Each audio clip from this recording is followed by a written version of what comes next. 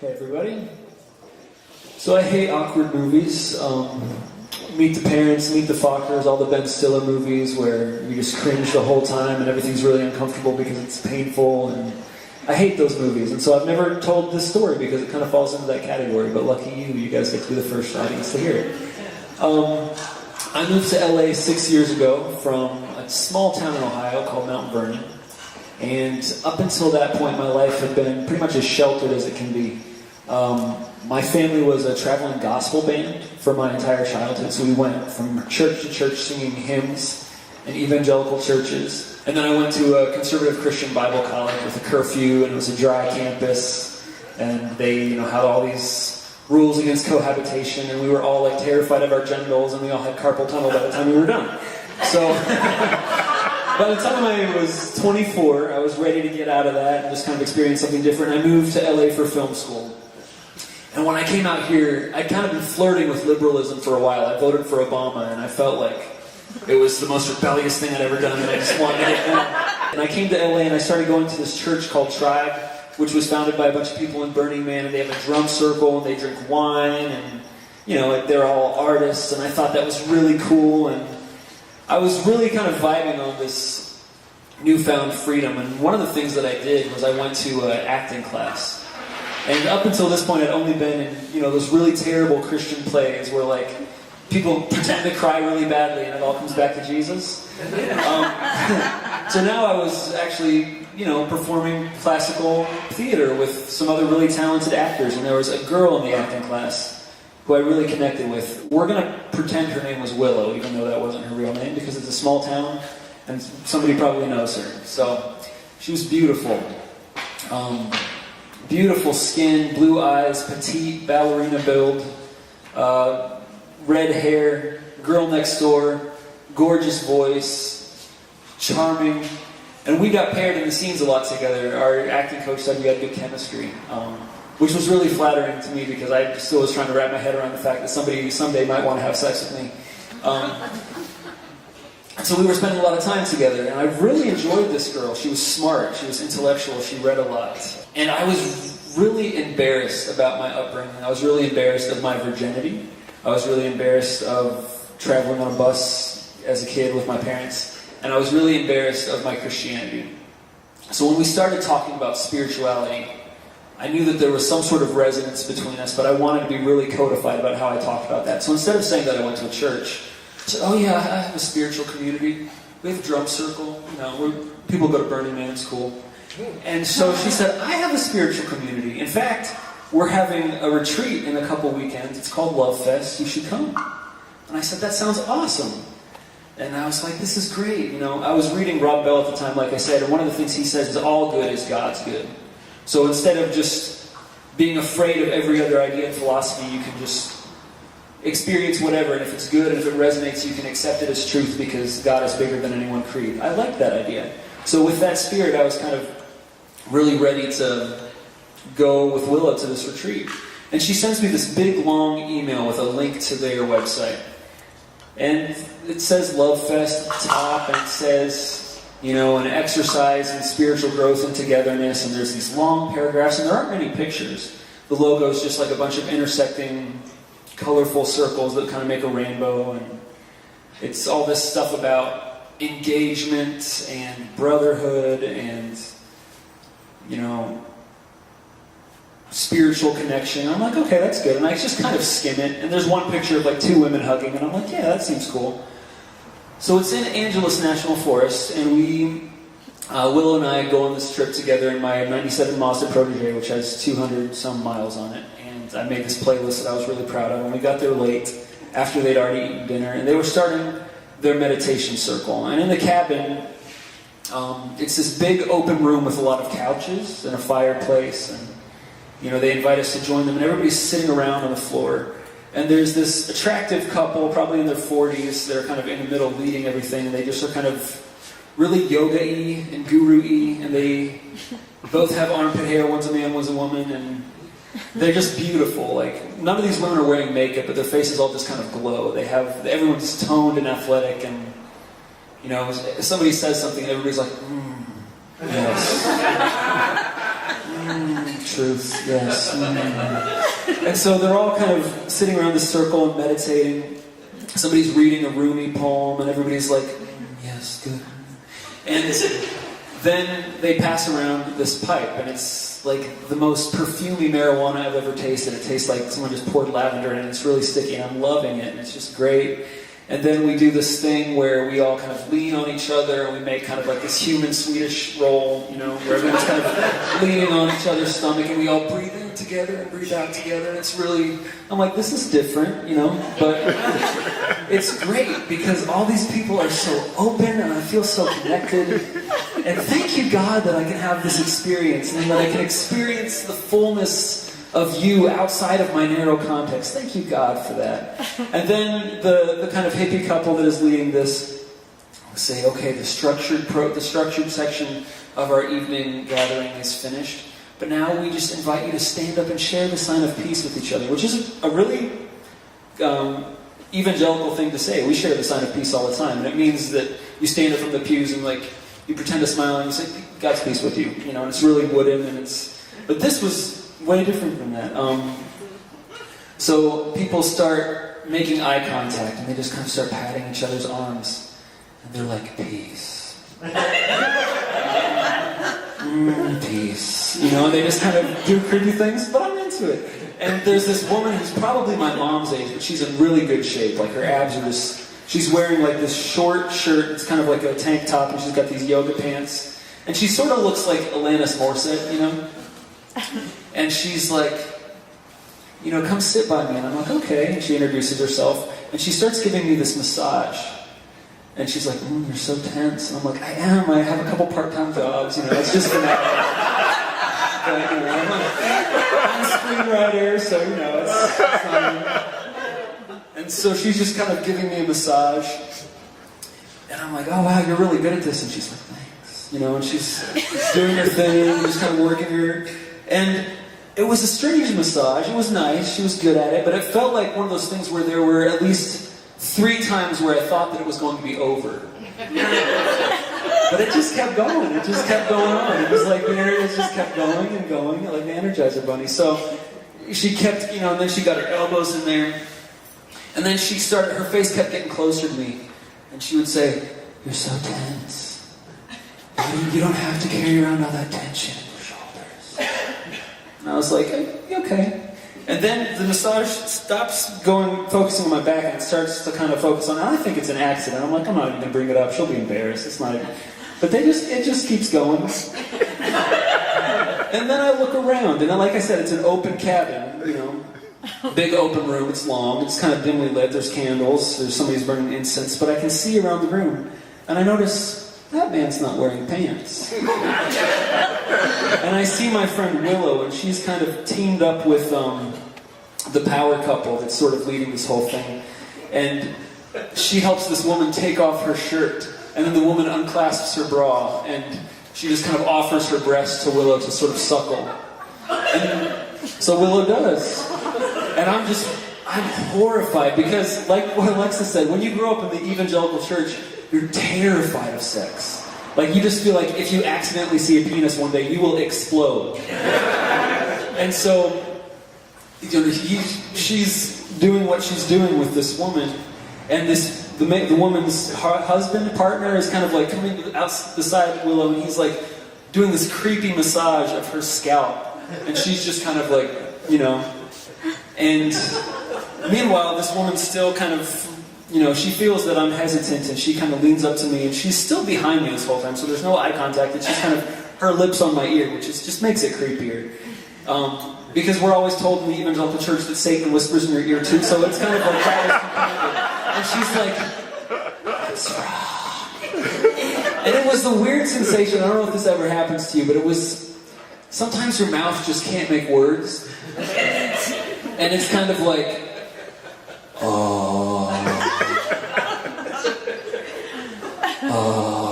you know, you just kind of, you don't really know what to say. And so then she just decides, okay, words are ineffectual, I'm just gonna, you know, and she kind of takes it all the way down. And so I am so terrified, I just kind of stand up and back away. And then she she was very offended. I could tell that she was very offended, and she did this thing with her hands that was very public, that kind of drew all the attention in the room to us, and it was like... And suddenly, like, the man without pants is like... And suddenly everybody's kind of looking at me. And I should say, too, that, like, all these people knew how to dress for this thing. They all had, like, henna tattoos, and, like, everyone, like, bathed in coconut oil for 2 months prior to this. And, like, I'm, you know, in my farmer getup, basically. You know, I have some, like, t-shirt from Old Navy and kind of wide leg pants, and I just pretty much just rolled off the turnip truck to this place. And I'm standing out like a sore thumb. And so, it's an open room. I have nowhere to hide. So I go to the kitchen, and I just kind of like, and I'm, you know, growing up in the church, you also have just a continuous ongoing dialogue with Jesus all the time. So, Jesus, I'm so sorry I smoked weed. I'm never going to smoke weed again. I'm so sorry. You know, and my friend Willow sees that I'm in the kitchen, but her read on the situation is entirely different. She, as I've said, is an actress. And I don't know if you know actresses, and if some of you might be actresses, and God bless you if you are. But they tend to think that everything's about them. So she thinks that I saw her suckling the breast of this woman and I'm jealous. And I've stormed off to the kitchen because I'm jealous. And so her solution is she just thinks Ben needs some action in the kitchen. Like a 24-year-old virgin, you know, from a sheltered little cave in Ohio.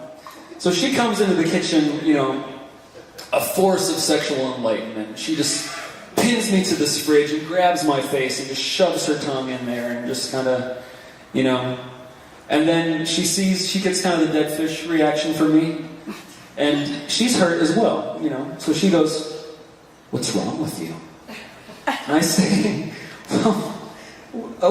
and it's my mouth isn't really working anymore still. So I say, "I didn't know this was an orgy." And she says, "Is that what you think this is?" And I'm listening, and the sounds in the background that I'm hearing in the room, like, they're like, yes, oh God, yes. That's what's going on in the background. That's just kind of like that. And I'm like, but is this not an orgy though, Willow? Like, do you hear it like that, man? You know? And she says an orgy is a drunken party where people are just, you know, like hedonistic and like groping each other. We love each other. We're all about engagement. We're all about experiencing otherness. And we think that it's selfish of monogamous relationships to force us to meet all our needs within one person. We think that a more actualized way to be human is to just love everyone. And now I've offended her as well. And she said, "I don't understand. We talked about this. I sent you the email." And I say, "I skimmed the email. I'm sorry. There was a lot of writing in that email, and I just thought I was coming to this thing." And she hands me the itinerary, because there's this little basket on the kitchen shelf with all the papers in it. She hands me the itinerary, and I'm looking at the schedule, and I see rope dressmaking and bondage gear work class, and I see something called the human wash, which apparently is where everyone helps each other bathe, because adults need help, apparently. And there's something called the Fantasy Whisper Lounge, where you just whisper your fantasies in the darkness, and everyone snaps in response to affirm your darkest desire. Which I'm kind of sad that I left before that one, because that one would actually be good. And I say, "Well, I had no idea." And she said, "You were part of a Burning Man community." And I say, "It's a church called Tribe."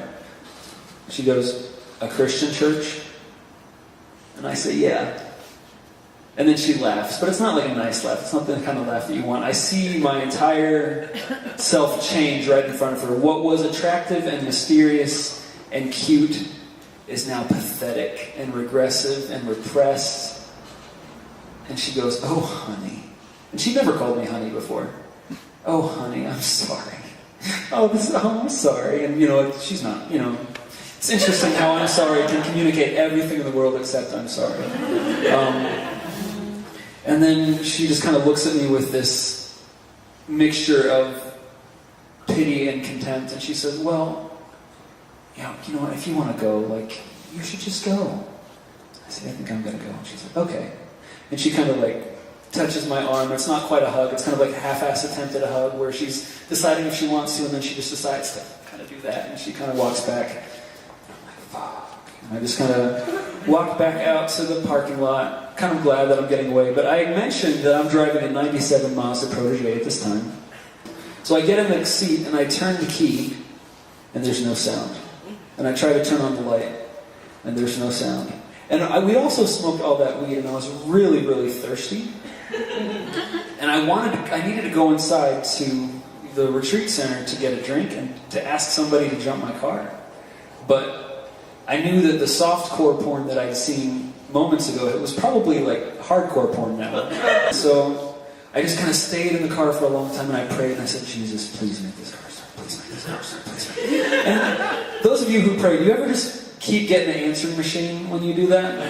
Yeah. Like you're like, oh God, and God's like, I don't give a fuck. So I start walking in, and luckily God sends an angel coming out of the cabin. And he's this obese Mexican man with a very friendly face and a kind of thin mustache.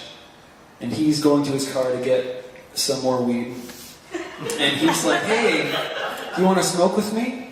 I really didn't. I was done. I had enough of that. But I was, for some reason, all I could say was, yeah, okay. And so we laid down his car, we're smoking. And he says, so why aren't you in there? And I said, oh man, like, I didn't even know what this was. I thought this was just a spiritual retreat. I had no idea this was a polyamorist retreat. And he laughed and he was like, fucking A, like, you would have no problem in there. He's like, direct quote, none of those yoga bitches want to touch me. And I was like, why not? He's like, well, they say all that stuff in their writing about unity and acceptance and engagement and sharing of selfhood. But really what they mean is sharing of selfhood for skinny white people. He said, I'm fat, I'm Mexican, I don't get a lot of love from those people. And I was like, oh man, that's really sad. And so we just sat and had a long conversation and shared a couple bowls. And then he said, so why are you still here? And then I say, well, my battery died and I need a jump. He said, oh, I can give you a jump. So he takes his cables and he gives me a jump. And like I said, we're really thirsty. So I say, do you want to go get some food or something? We end up driving 10 minutes down the road to some fast food place, and we get burgers and french fries. And I hear his whole life story. And he had a psychology degree, but he was working in an after-school program part-time. And he just ended a marriage. And it was, a lot of pain there. And I was kind of sharing my story. And then I'm driving back to the retreat center. He decides he wants to stick it out. He thinks that after a couple days, they're eventually going to get tired of competing for the attentions of these lean, handsome rock climber dudes, and they're going to want a teddy bear. And I'm like, okay, you be that teddy bear, man. You go for that. And so he's about to get out of the car, and I go to shake his hand. But before I can, he leans across the center console of my car, and before I know it, I have this French fry and onion flavored tongue just in my mouth. And there's this large fleshy face with kind of a thin mustache pressed up against mine. And what's weird is, at that point, I was just like, you know what? But I wasn't, I didn't give a very convincing performance. It was dead fish all the way. And so it didn't last for very long. And after a second, he leans across the console and says, you were the worst kisser I've ever had. And then we just laughed hilariously for a long time at just kind of the absurdity of the situation. And I said, all right, peace, man. And he said, peace. And I left, and I was driving away. And in thinking about this story all week and sharing it, I was wondering, okay, what is the point of this story? What did I learn? How was I different? I wasn't more enlightened because I had this awkward, embarrassing experience. But what I was thinking is there's a really good friend of mine who says that all sex is just communication. And sex can mean I love you, or it can mean I think you're pretty, or it can mean I'm lonely, or it can mean I'm powerful, or it can mean I own you. It can mean a lot of things. Then I remember in college also hearing from a professor that 80% of communication is miscommunication. And just through that lens, I'm thinking about the sexual communication of that weekend. And the woman my mom's age who was giving me this massage, what she meant to communicate was probably generous affection, warmth, you know, some sense of herself. Maybe, I don't know, maybe I don't claim to know what she was trying to communicate. And what I was trying to communicate was just, I'm scared. I'm a little boy. I'm a virgin. I'm afraid. I'm going to run away. What she communicated to me with her attempts at warmth and affection were a violation, an unwelcome kind of. And what I communicated to her was probably, you're old, you're unattractive, I don't choose you. And I thought, isn't that sad? And then I kind of thought, now, that was 6 years ago. I just turned 30 a while ago. With that 6 years of perspective, I look back and I think that actually the goals of that polyamorist retreat are pretty noble. Anybody who's brave enough to put themselves out there to be misunderstood, to have their body misunderstood and potentially rejected, like, that's hard. That's really hard. So in that spirit, I would like you all to grope the person to your left. Thank you.